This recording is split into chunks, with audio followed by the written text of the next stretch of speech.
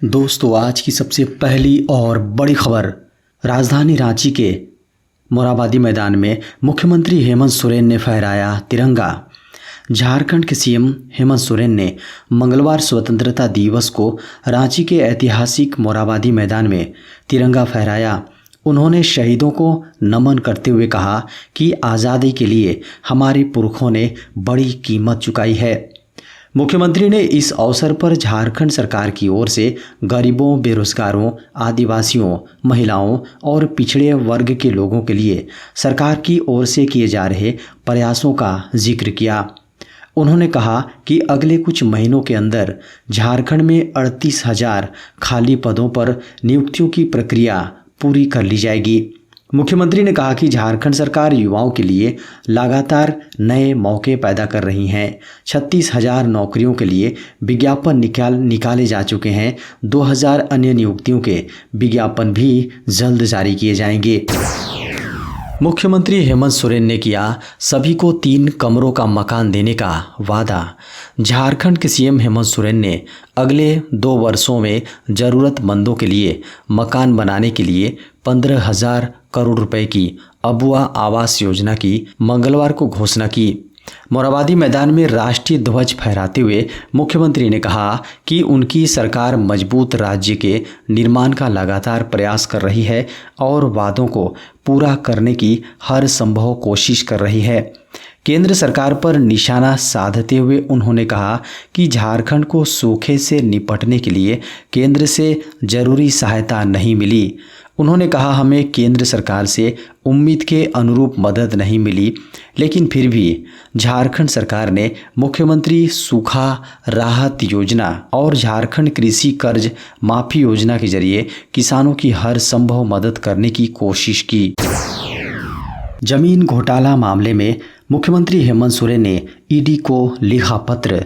झारखंड के सीएम हेमंत सोरेन ने ईडी यानी प्रवर्तन निदेशालय के खिलाफ कानूनी मोर्चा खोल दिया है।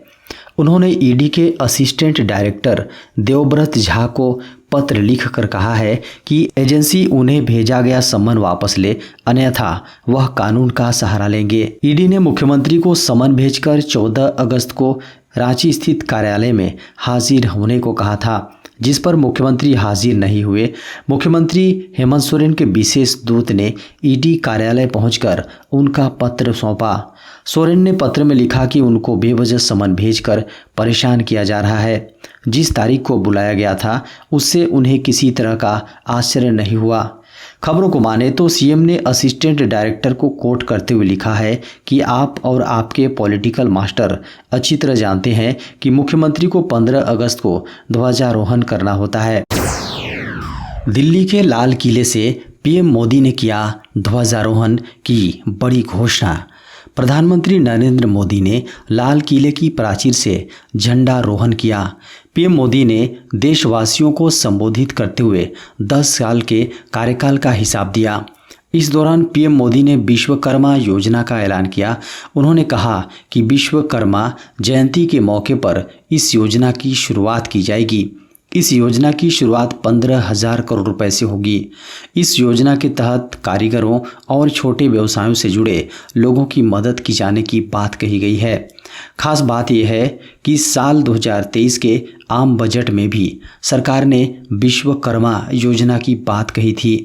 केंद्रीय वित्त मंत्री निर्मला सीतारमण ने इस आम बजट के दौरान इसकी घोषणा की थी। मंगलवार को मुख्यमंत्री हेमंत सोरेन ने 44 पुलिस पदाधिकारियों को किया सम्मानित। देश के 77वें स्वाधीनता दिवस के मौके पर राजधानी रांची के मोरहाबादी मैदान में आयोजित कार्यक्रम में सीएम हेमंत सोरेन ने झारखंड के 44 पुलिस पदाधिकारियों कर्मियों को राष्ट्रपति के हाथों दिए गए पदक को प्रदान किया। ये सभी पदक पूर्व में राष्ट्रपति के हाथों गणतंत्रता दिवस समारोह के अवसर पर प्रदान किया गया था। मुख्यमंत्री हेमंत सोरेन ने मोरहाबादी मैदान में आयोजित कार्यक्रम के दौरान इन पुलिस पदाधिकारियों और कर्मियों को सम्मानित किया। इस दौरान मुख्यमंत्री ने तस्वीर भी सम्मानित होने वाले पुलिस पदाधिकारी और कर्मियों के साथ खिंचवाई। स्वाधीनता दिवस के अवसर पर 44 पुलिस पदाधिकारी और कर्मियों को उत्कृष्ट सेवा एवं वीरता के लिए पुलिस पदक और सेवा पदक से सम्मानित किया गया। देश के किराएदारों, अनाधिकृत कॉलोनी में रहने वालों को मिल सकेगा खुद का मकान। प्रधानमंत्री नरेंद्र मोदी ने शहरों में किराए के घरों, झुग्गी झोपड़ियों और अनाधिकृत कॉलोनियों में रहने वाले लोगों के लिए नई योजना लाने का ऐलान किया है। इस योजना की मदद से इन सभी लोगों को अपना स्वयं का मकान मिल सकेगा। पीएम नरेंद्र मोदी ने कहा कि शहरों के अंदर जो कमज़ोर लोग रहते हैं उनके पास अपना घर नहीं होता है और ये एक बड़ी मुसीबत होती है। ऐसे में जो मध्यम वर्ग के लोग अपने खुद के घर का सपना देख रहे हैं उनके लिए हमारी सरकार आने वाले समय में एक योजना लेकर आएगी। पीएम मोदी ने कहा कि ये योजना कुछ साल चलेगी। इसमें शहरों में रहने वाले कमज़ोर वर्ग के लोग जब अपने मकान के लिए बैंक से लोन लेने जाएंगे तो उसके ब्याज पर उनको सरकार की ओर से छूट दी जाएगी। झारखंड में 15 अगस्त के बाद होगा सूखे का आकलन। झारखंड में 28,27,460 हेक्टेयर में खरीफ फसल की खेती का लक्ष्य रखा गया था, जिसमें अकेले 18 लाख हेक्टेयर क्षेत्र में धान की ही फसल लगाने का लक्ष्य था। इस वर्ष पहले देर से आई मानसून और फिर शुरुआती दिनों में राज्य भर में सामान्य से बेहद कम हुई बारिश का नकारात्मक असर खेती बाड़ी पर पड़ा है। झारखंड में कम वर्षा के कारण से खरीफ फसलों का आच्छादन लक्षित भूमि का सिर्फ 42.5% ही हो सका है। वहीं धान के फसल के आच्छादन की स्थिति तो और ख़राब है। झारखंड में 14 अगस्त 2023 तक लक्षित 18 लाख हेक्टेयर में केवल 6,60,462 हेक्टेयर में ही धान की रोपनी हो सकी है। स्वतंत्रता दिवस पर पहली बार इन स्वदेशी फील्ड गन से दी गई सलामी। देश भर में स्वतंत्रता दिवस, जी हाँ 77वें स्वतंत्रता दिवस का जश्न मनाया गया।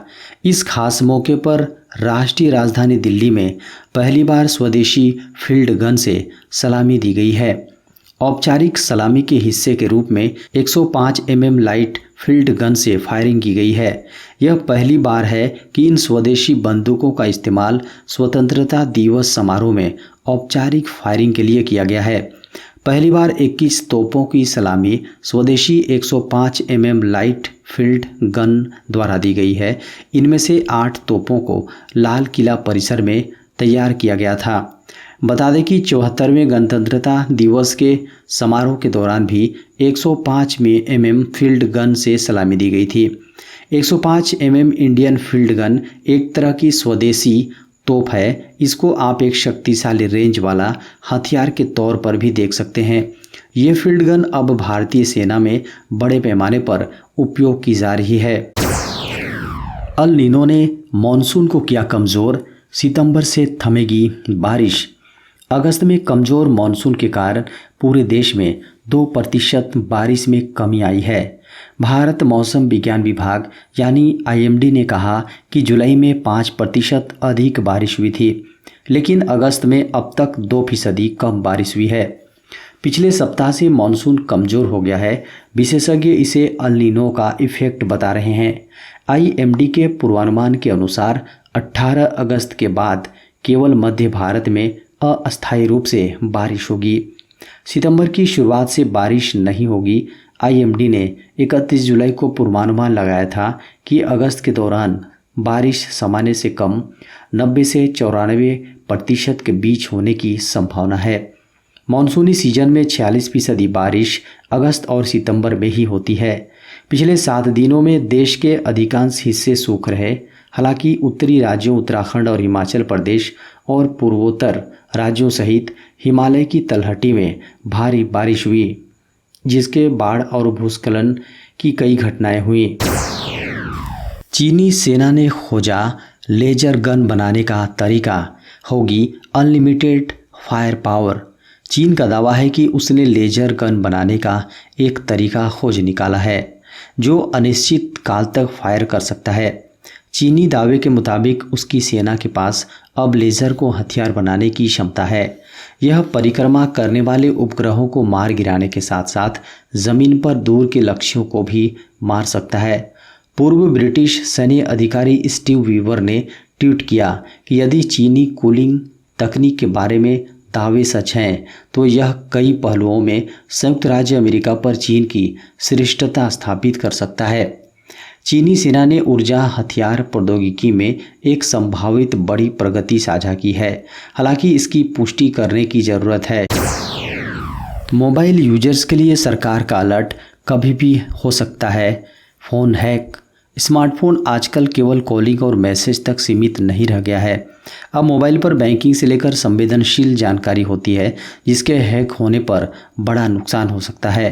हैकर्स इन वल्नरेबिलिटी का इस्तेमाल करके यूजर्स के फ़ोन में ख़तरनाक ऐप्स इंस्टॉल करने से लेकर बैंक पासवर्ड या डिटेल्स तक चोरी कर सकते हैं। दरअसल सरकारी agency computer emergency response team ने मोबाइल यूजर्स के लिए एक वार्निंग जारी की है। इसमें एंड्रॉयड ओएस पर काम करने वाले लोगों को सावधान रहने को कहा है, क्योंकि इन कमज़ोरियों का इस्तेमाल करके हैकर्स मोबाइल यूजर्स को कंगाल कर सकते हैं। जारी वार्निंग में बताया है कि एंड्रॉयड ऑपरेटिंग सिस्टम में कई कमजोरियां स्पॉट की हैं, जिनका फ़ायदा हैकर्स उठा सकते हैं। यह एक तरह के सिक्योरिटी लूप होल है जिनसे हैकर्स फ़ोन तक पहुंच सकते हैं।